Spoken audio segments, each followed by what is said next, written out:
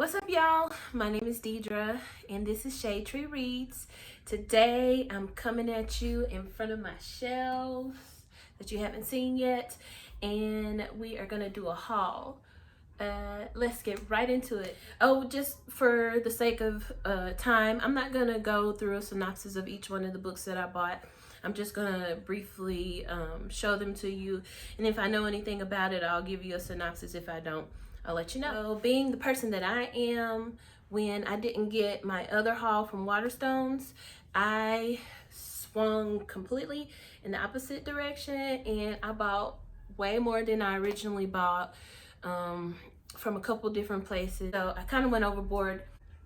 This is over the last 2 or 3 months that I've accumulated this haul, and I went to the thrift store most recently, and I got an order from Bookshop.org the other day, and I actually received it. So it's an easy video to make, and I could just easy content for me to put out on my channel. I've been reading. It's not a reading slump situation. I just haven't felt like being in front of the camera.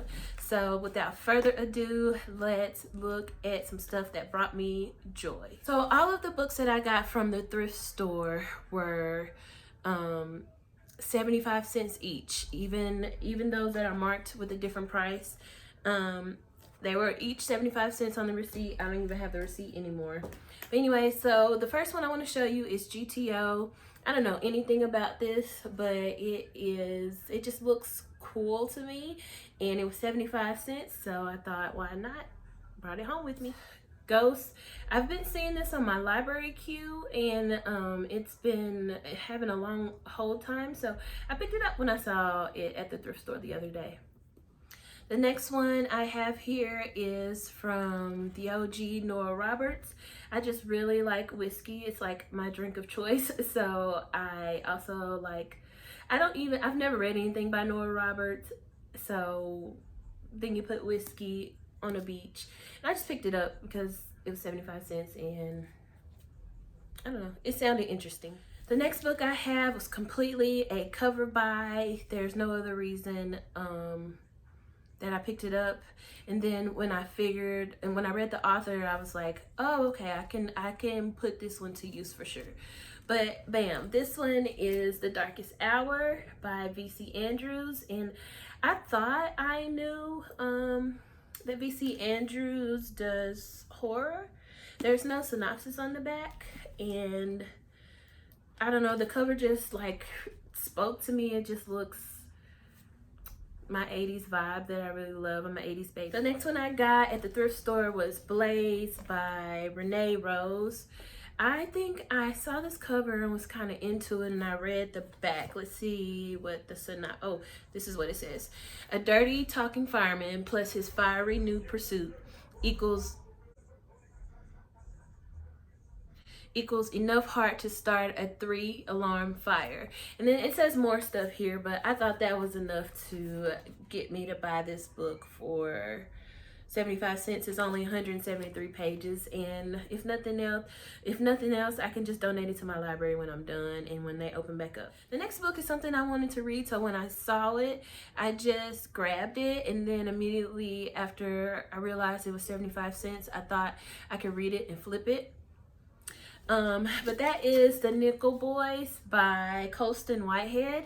I have been wanting to read this for a while. I just haven't gotten my hands on it. So when I saw it at the thrift store, it was mine. The next book I got from the thrift store is something that's kind of on brand and on topic for right about now, and that is Mockingjay by Suzanne Collins. I have owned this set like twice now. This would be my 3rd time owning this. I think I got it brand new when it first was released, and then I lent it to somebody and didn't get it back, and then I got it used, and then I think I sold them back, and then now I found this for 75 cents, and I have not reread it since the first time, but I'm not gonna buy the Ballad of Songs and whatever the fuck. I'm not gonna buy it.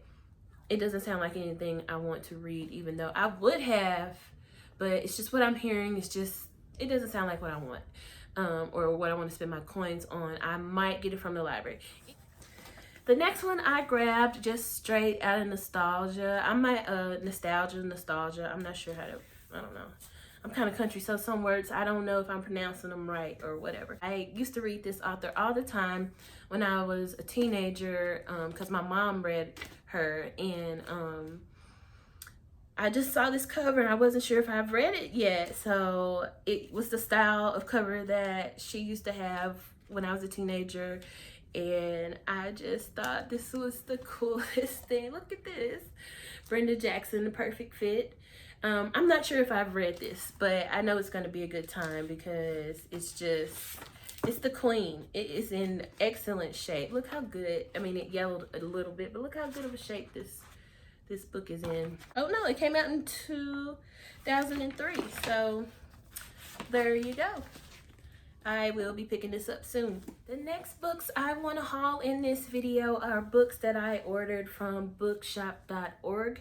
Bookshop.org, if you haven't heard of it, is a online shopping venue that supports independent bookstores. So basically, bookshop.org, the way that I understand it is they basically act like a distribution center and like a transaction hub for independent bookstores that affiliate with them. They pay a certain percentage of whatever bookstores would earn off the sale of a book. They pay some of that to bookshops and bookstores, independent bookstores.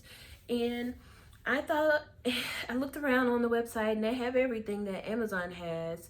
They are a little bit higher, but just to be able to have a second source of getting books that's not owned by Amazon and also supports local bookstores, but it's just whoever has the book in stock, and they tell you on your invoice when you get the packing slip, they tell you who,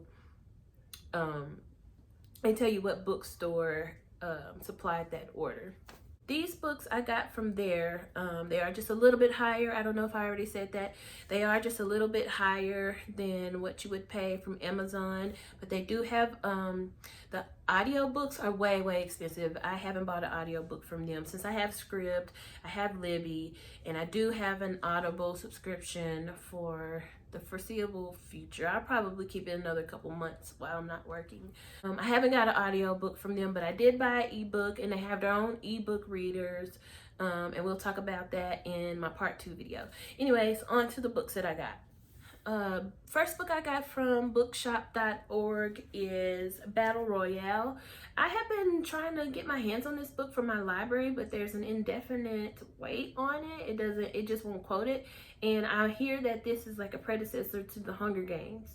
And I am into manga right now, so I really wanted to get this, and when I saw it that it was available and in stock from bookshop.org, I grabbed it. It's supposed to be a similar premise as the Hunger Games, if I didn't say that already, and a lot of people were crying foul is the reason why I even had this book on my radar. It came out in 2003. Oh wait, that is a song. Oh, this came out in 1999. I don't know if it's this version. Yeah. First published in Japan by Otto Chupin in 1999. English translation in 2014. So, anyways, got this book from bookshop.org, and I am hyped. The next one I got from bookshop.org is Fruits Basket by Natsuki Takaya. And I was watching either I don't remember, I was watching somebody's video on BookTube, and somebody in the comments were talking about this, and I saw it, or either I saw it on bookshop.org or something triggered in my mind to look for it, and I grabbed it. I usually don't purchase manga just because they're kind of quick to read and they're expensive, but this wasn't too bad. I don't remember exactly how much I paid for it. Anyways, Fruits Basket. Next one I got was Panchiko. All my Asian friends tell me to read this, and I wanted to support the author, especially this month in May. I think I got this a couple weeks ago. and I'm excited to read this one. Next one I got was another one I had been looking forward to for a really long time. I read her memoir, which was excellent, but I have Her Body and Other Parties by Carmen Maria Machado, and I am excited to get into some of her short stories. I hear they're excellent, and I am ready for it. Another book that I got from bookshop.org is The Black God's Drum. I was debating on whether or not to buy this as an ebook, but I want a physical representation of P. Djeli Clark's writing on my shelf. So I got this in physical form, and it is 108 pages of story, and then like two more pages of acknowledgments, and I'm excited. The next books that I got from bookshop.org are books from my Autobuy author, even though these are older books. I got The 100,000 Kingdoms by N.K. Jemisin, and I also got The Stone Sky by N.K. Jemisin. I'm just gonna go ahead and give this one a home. But I need to talk to the homie Sunny and see when she wants to pick this one up, so I need to message her. But we just finished The Obelisk Gate like a week ago, and we need to make arrangements to get on that. But this one, I have been hearing B talk about this and raving about it, and they loved it, and I am 100% working my way through all of N.K. Jemisin's work, and once I finish this one, I will jump right back into this, and I am going to leave that there for now. The next thing I got was City of Girls. I watched Seiji's interview with Elizabeth Gilbert maybe like 2 weeks ago, and I just love that interview, and I love what I heard about this book. I'm excited to get into it. I don't actually know what this is all about. I know it's some sapphic romance elements to it, and it's set in New Orleans, I think. This is set in the 1940s in Manhattan, and I loved everything that I heard about this story when I was watching the interview that the Artisan Geek, aka Seiji, was talking about with Miss Gilbert. And I actually did like Eat, Pray, Love, both the movie and the book, for their own entity, so we'll see. The next book I got was a graphic novel that I heard Luxurious Blue hollering about, and I just had to get it because it is beautiful. It is The Crystal Fighters, Jen and Tyler Bartell. I thought I had read other books by Jen, but I actually haven't read that many. This cover was done by her, but the art in the actual book isn't done by her. The characters actually look very different on the inside of this one, but this is good. They just look way different on the inside. But so I really am excited for this one because all the art is done by her. And when I was a kid, I wanted to be a colorist for cartoons and comics.